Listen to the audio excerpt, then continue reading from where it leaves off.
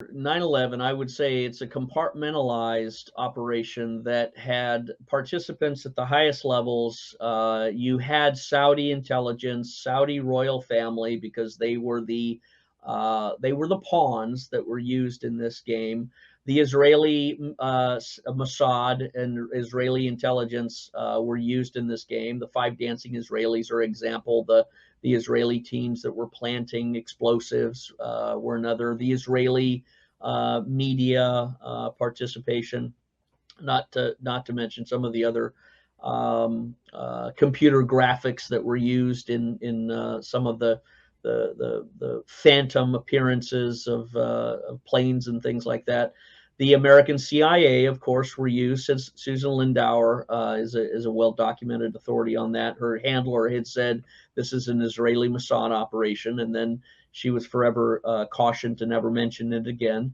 The FBI, of course, played a role in this. The 1993 bombing of the World Trade Center tower, I think, was, this has been a long time coming, and there's a lot of material too about symbology being used in films pointing to 9/11, and there's a lot of evidence that can be thrown up on the table that assembles essentially the mosaic image. It's like one of those computer graphic images that you have to stare at for a long time before your eyes adjust and you see the picture, the three-dimensional.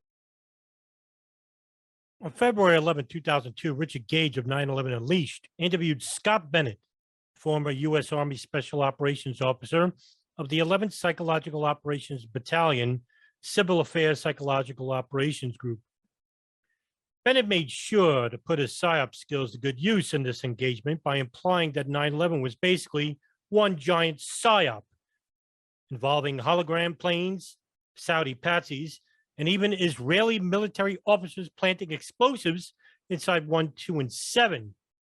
Bennett even went as far as advocating for the death penalty by the public regarding certain Democratic congressional officials. Notice how he left out Republican officials like Bush. But Gage allowed Bennett to espouse these remarkable statements unchecked. Why? Because Gage, according to his own admission, knows nothing about the geopolitical aspects of 9/11, and he's just asking questions. Well, what the hell kind of questions is he asking if he's allowing people like Scott Bennett on and share with his audience that planes are holograms? Gage, an engineer of over 30 years, allows these ridiculous statements to manifest without daring to intervene and ask Bennett why he even believes this.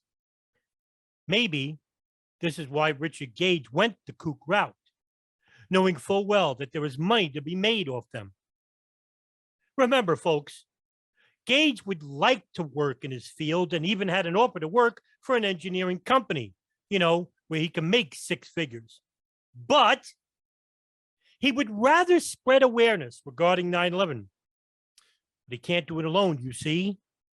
He needs your money in order to give you such illuminating and literate figures to talk about the most horrendous attack on U.S. soil since Pearl Harbor.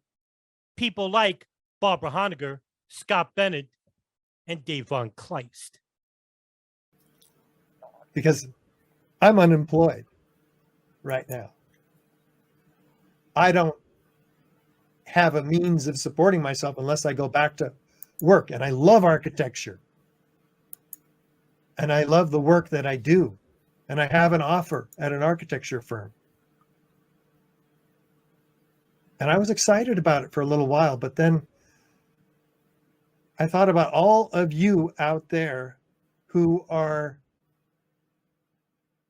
wondering what happened.